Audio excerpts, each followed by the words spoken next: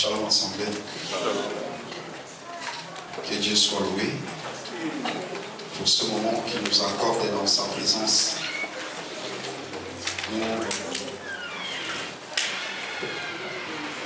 Nous ouvrons nos Bibles dans les livres des Genèse au Vendée. Nous sommes dans les livres des Genèse au Vendée. Nous commençons au premier verset. Nous allons lire l'Écriture par la grâce du Seigneur. Après ces choses, Dieu mit Abraham à l'épreuve et lui dit: Abraham, il répondit: mais voici. Dieu dit: prends ton fils, ton unique, celui que tu aimes, Isaac, va-t'en au pays des Moricha, et là offre-le en holocauste sur l'île des montagnes que je te dirai. Abraham s'éleva dès bon matin, scella son âme, et prit avec lui des serviteurs et son fils Isaac. Il fendit du bois pour l'holocauste et partit pour aller au lieu que Dieu lui avait dit. Le troisième jour, Abraham, levant le ciel, vit le lieu de loin. Et Abraham dit à ses serviteurs: restez ici avec l'âne. Moi et les jeunes hommes, nous irons jusque-là pour adorer, et nous reviendrons auprès de vous. Abraham prit les bois pour l'holocauste, les chargea sur son fils Isaac, et porta dans sa main le feu, le couteau. Et ils marchèrent tous deux ensemble. Alors Isaac, parlant à Abraham son père, dit: mon père. Il répondit: mais voici mon fils. Isaac reprit: voici le feu et les bois, mais où est l'agneau pour l'holocauste? Abraham répondit: mon fils, Dieu se pourvoira lui-même de l'agneau pour l'holocauste. Et ils marchèrent tous deux ensemble. Lorsqu'ils firent arriver au lieu que Dieu lui avait dit, Abraham y éleva un autel et rangea les bois. Il y a son fils Isaac, les mit sur l'autel par-dessus les bois. Puis Abraham étendit la main et prit le couteau pour égorger son fils. Alors l'ange de l'Éternel appela de cieux et dit: Abraham, Abraham. Il répondit: mais voici. L'ange dit: n'avance pas ta main sur l'enfant et ne lui fais rien, car je sais maintenant que tu crains Dieu et que tu ne m'as pas refusé ton fils et ton unique. Abraham leva les yeux et vit derrière lui un bélier retenu dans un buisson par les cornes. Et Abraham alla prendre les béliers et l'offrit en holocauste à la place de son fils. Abraham donna à ces lieux le nom de Yahvé-Jiré, c'est-à-dire, c'est pourquoi l'on dit aujourd'hui à la montagne de l'Éternel: il sera pourvu. Nous allons encore prier. Dieu de grâce, nous te demandons d'ajouter bénédiction. Nous te demandons d'accompagner cette lecture de ta parole par l'Esprit, car c'est l'Esprit qui nous fait au-dessus des eaux. Au commencement, la Bible dit: l'Esprit de Dieu nous fait au-dessus des eaux, et Dieu parla. Éternel des armées, lorsque tu as ouvert ta bouche pour parler, nous avons vu qu'au moyen de ta parole, les choses invisibles, les choses visibles et invisibles, trônes, dignités ont été créées. Et nous croyons que la même parole du commencement, c'est celle que tu nous donnes aujourd'hui, ce matin. Car la parole, selon Jean, il nous dit que cette parole était Dieu. Et cette parole est venue dans le monde. Oui, bien-aimés, nous croyons que celui qui marchait sur les rives de Jérusalem était la parole. Et c'est cette parole qui a guéri. C'est cette parole qu'il a parlé. Oh, personne ne pouvait résister. Et les huissiers pouvaient dire: jamais un homme n'a parlé comme cet homme. Voilà pourquoi nous te demandons, toi qui parles du haut des cieux, toi qui tiens l'évangile éternel entre tes mains, toi qui voles au milieu des cieux, descends dans ta gloire et parle-nous, Seigneur des armées. Afin qu'en sortant de ces lieux, nous puissions parler comme les disciples sur le chemin d'Emmaüs. Nos cœurs ne brillaient-ils pas au-dedans de nous pendant qu'ils nous parlaient? Oui, nous renversons les raisonnements et toute auteur qui s'élève contre la connaissance de Dieu, et nous rendons toute pensée captive à l'obéissance de Christ. Glorifie ton nom, Seigneur. Ajoute l'interprétation, ô Dieu, à ces songes. Glorifie ton nom au nom de Jésus-Christ. nous avons ainsi prié. Amen. Amen. Qu'il soit béni, qu'il soit loué. C'est lui qui nous a appelés encore à prendre place sur la table des grands. Bien-aimés, cette table des grands, Abraham, Isaac et Jacob. La Bible dit que les enfants de la maison ont été chassés pour que nous, qui jadis petits gens, nous prenions place avec Abraham, Isaac et Jacob. Que Dieu soit loué. Et je bénis Dieu pour la présence de l'homme de Dieu. Et nous croyons que sa présence parmi nous, ça sera une grande bénédiction. Et que Dieu bénisse notre sœur que nous aimons tant, la sœur Michel. Que Dieu soit loué pour ce moment. Oui, bien-aimés, depuis le mercredi, nous essayons d'arroser sur ce que l'homme de Dieu nous a parlé tout ce temps. Par la grâce de Dieu, nous allons arroser, car Paul a dit, moi Paul j'ai planté, et Apollos a arrosé, mais c'est lui qui fait croître, c'est le Seigneur. Voilà pourquoi, bien aimés, nous croyons que le ministère, c'est l'œuvre de la complémentarité.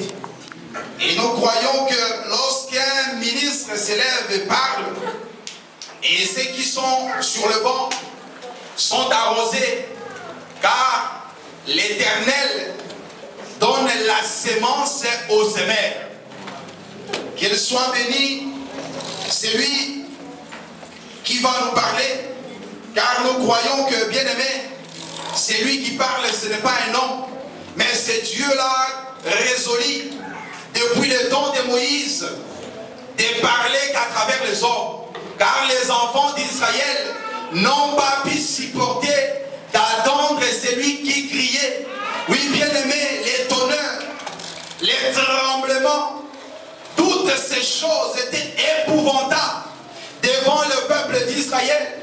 Ils ont dit non, Moïse, nous ne voulons plus écouter Dieu de cette manière. Et Dieu a écouté la voix de l'homme. Il a dit désormais, pour vous parler, je choisirai, je parlerai à travers un médiateur. Amen. Qu'il soit béni, car nous croyons que c'est Dieu qui est la parole. Ces jours-là, il avait pris la chair, il a marché parmi les vivants et il a accompli de grandes choses. Il a guéri les malades. Oui, lui qui était la parole, il a sauvé, il a libéré ceux qui étaient sous l'emprise de l'ennemi. Oui, bien aimé, les aveugles ont recouvert la vie, les boiteux ont marché. C'est Dieu-là, et le même, hier, aujourd'hui et pour toujours. Si lui, la parole, pendant les jours des sachets, il a accompli ces choses. Et que si aujourd'hui nous croyons qu'il est la parole, bien aimé, nous croyons qu'aujourd'hui, il est capable de faire ce qu'il a fait hier.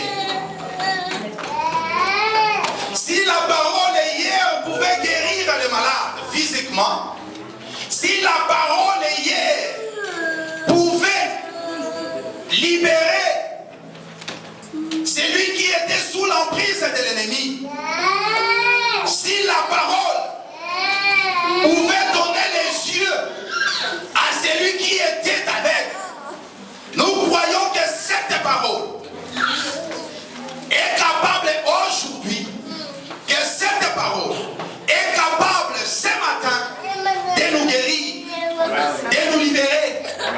Il suffit seulement, bien aimé, de venir acheter. Oui, bien aimé, les blés, on l'achète avec quelque chose.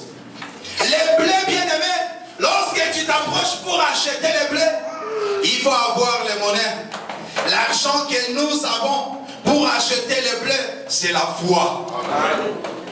Car il est écrit, sans la foi, il est impossible, bien-aimé. Sans la foi, il est impossible de lui être agréable.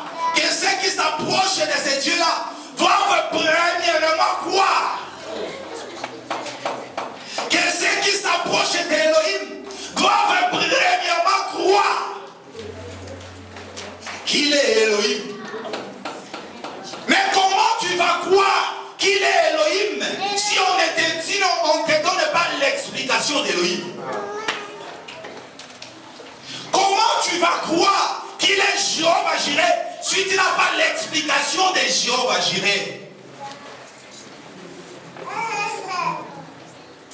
Bien-aimé, il faut premièrement recevoir l'explication des choses. Voilà pourquoi les jours de Pentecôte, ces jours-là où 5000 personnes avaient le cœur vivement touché, après les longs discours de bien-aimé Pierre, et ils pouvaient dire: oh mes frères, que devons-nous faire? Parce qu'ils ont compris que les David, le véritable fils de David, ce n'était pas Salomon. Parce qu'ils ont compris que le véritable fils de David, c'était l'homme qu'ils ont crucifié.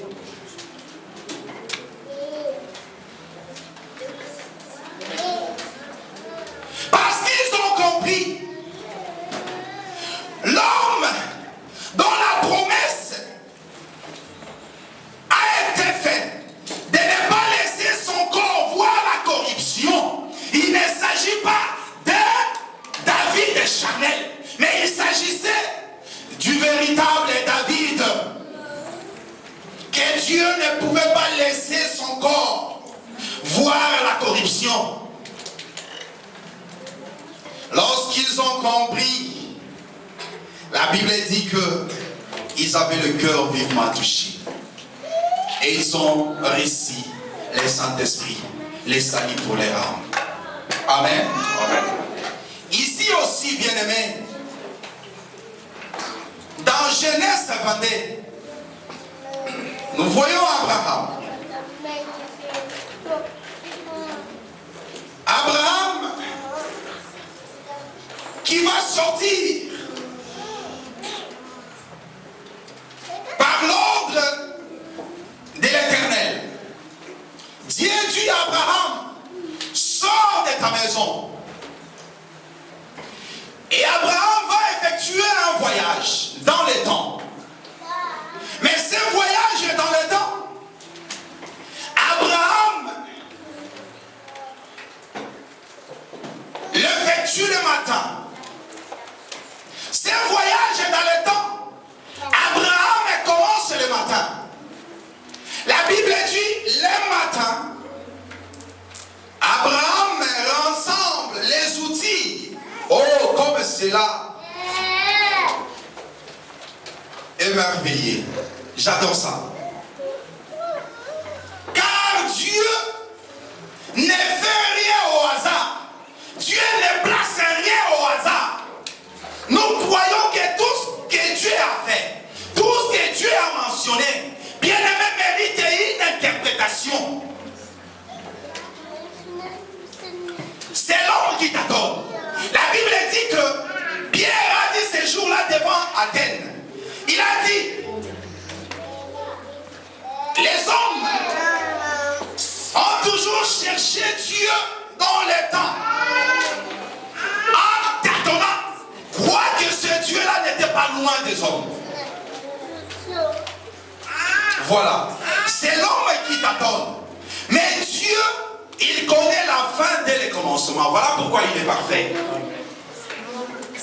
Dieu, tout ce qu'il a fait, bien aimé dès le commencement, la Bible dit, était bon.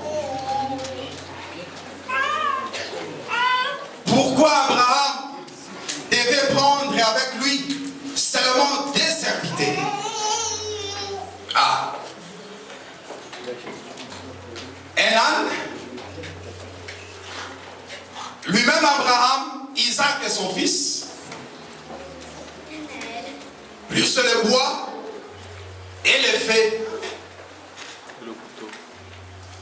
La Bible nous fait savoir que le matin, Abraham est sorti de sa maison avec son fils Isaac, avec l'âne et les deux serviteurs, plus le bois. C'est merveilleux. C'est quoi ces choses? Bien-aimés, nous aide dans les livres de Galates 3. Il dit ceci, lisons ça plus rapidement.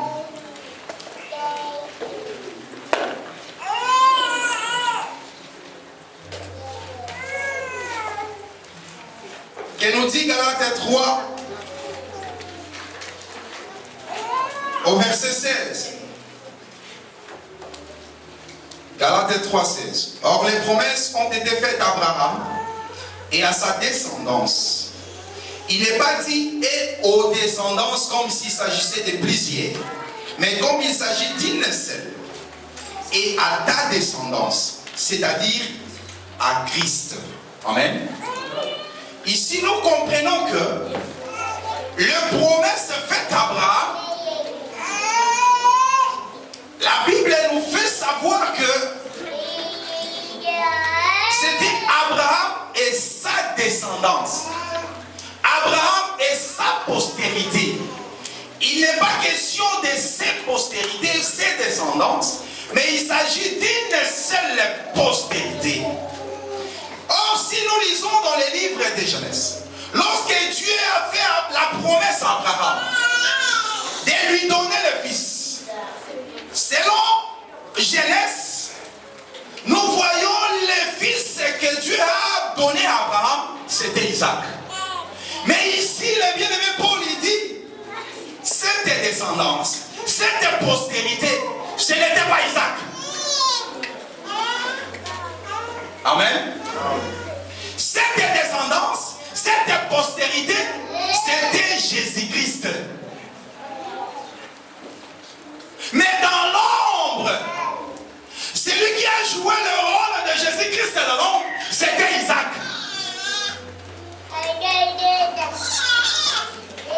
En cela, nous comprenons que si Jésus-Christ était cette postérité, c'est-à-dire Abraham qui était le père d'Isaac, c'est Dieu lui-même.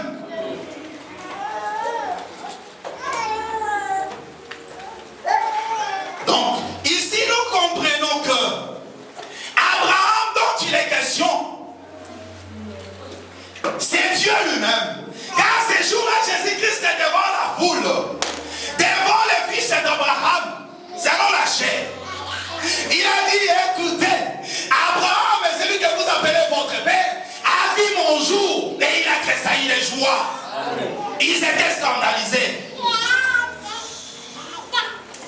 Comment Abraham, toi qui n'as même pas 50 ans, où est-ce que tu as vu notre père?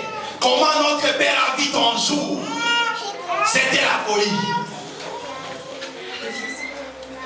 Et le Seigneur ajoute encore une dose. Avant qu'Abraham vit, moi je suis. Nous comprenons que cet Abraham-là, c'est Dieu lui-même. Car cette phrase de je suis, c'est la révélation de Dieu auprès des enfants d'Israël qui étaient en captivité. Par Moïse, l'Éternel est descendu, il a dit, va libérer mon peuple. Non, il n'a pas dit ça. Il a dit, j'ai entendu, j'ai écouté, j'ai vu, et je suis moi-même descendu.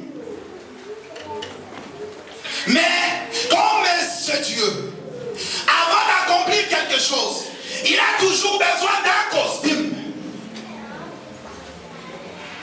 Et Moïse n'était qu'un costume que Dieu avait emprunté pour accomplir une mission. Voilà pourquoi nous comprenons que c'est lui qui s'est révélé comme je suis.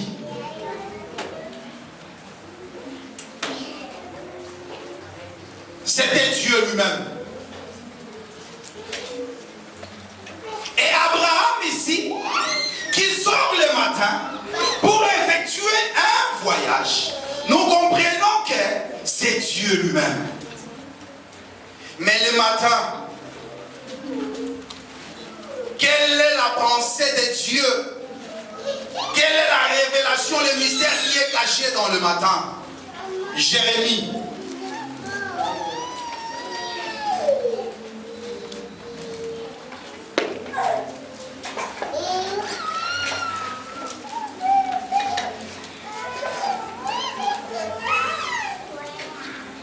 Jérémie 7, 25.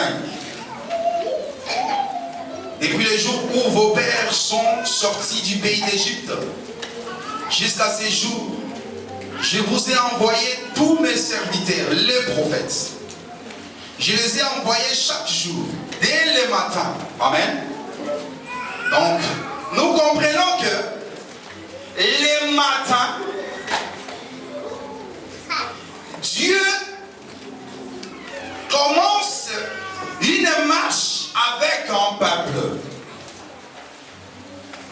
Et Jérémie nous explique que Dieu a commencé le matin le voyage avec un peuple qui est le peuple d'Israël. Dieu a dit, j'ai envoyé mes serviteurs, les prophètes, dès le matin, chaque jour. Donc, nous comprenons que les matins, c'était le voyage de Dieu avec un peuple. Pourquoi des serviteurs?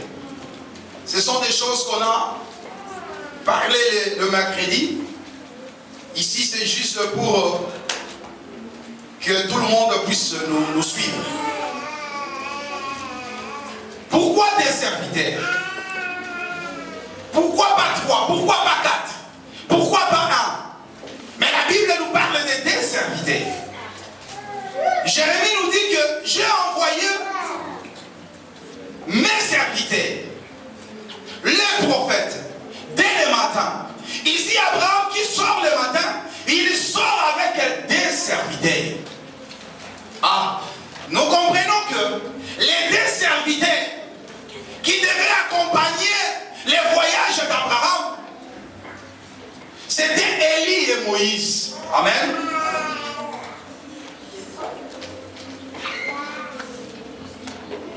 Les deux serviteurs qui ont accompagné Abraham pendant son voyage, le matin, c'était Moïse et Élie. Nous allons voir que dans la transfiguration, ces jours-là,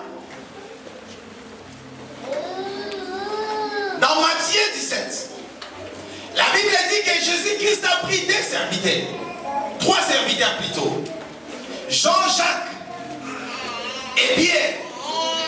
Ils sont montés sur la montagne. Et là, bien aimé, l'Éternel a changé de costume. La Bible dit que son visage rayonnait comme le soleil. Et à côté du Seigneur, nous avons vu Moïse et Élie qui s'entretenaient avec le Seigneur.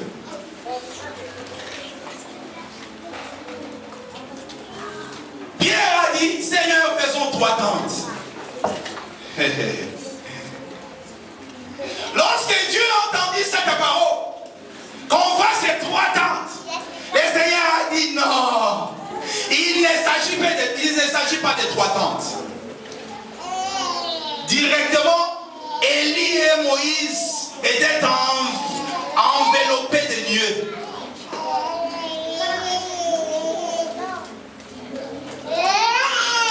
Dieu les a effacés. Et il ne voit ce qui entendre du haut des cieux que c'est celui-ci. Celui-ci, mon fils bien-aimé, à qui j'ai placé mon affection. Écoutez-les. Ah, là nous comprenons que les 3 tentes, les temps des 3 tentes étaient déjà passés. Parce que bien aimé, les matins, oui, on pouvait avoir 3 tentes. Pendant la loi, les psaumes et les prophètes, Dieu a parlé par les prophètes, les serviteurs au pluriel, et chaque matin, l'Éternel renouvelait sa bonté en envoyant un prophète. Hébreux 1 nous dit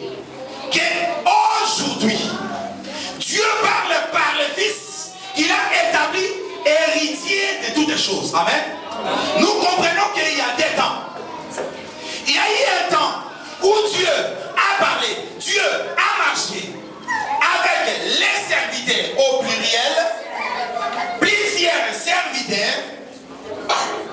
C'était le matin, mais il y a aussi les aujourd'hui de Dieu. Les aujourd'hui de Dieu. Lorsque le Seigneur, le Fils entre en scène, Dieu met fin avec les serviteurs pour utiliser qu'un serviteur. Amen. Et ce serviteur, c'est le Fils que Dieu a établi héritier de toutes les choses. C'est ce que nous allons voir pendant la marche. Dans Luc 13, lisons Luc 13. Nous courons derrière le temps parce que vous savez, maintenant donc on ne peut pas dépasser 12 heures.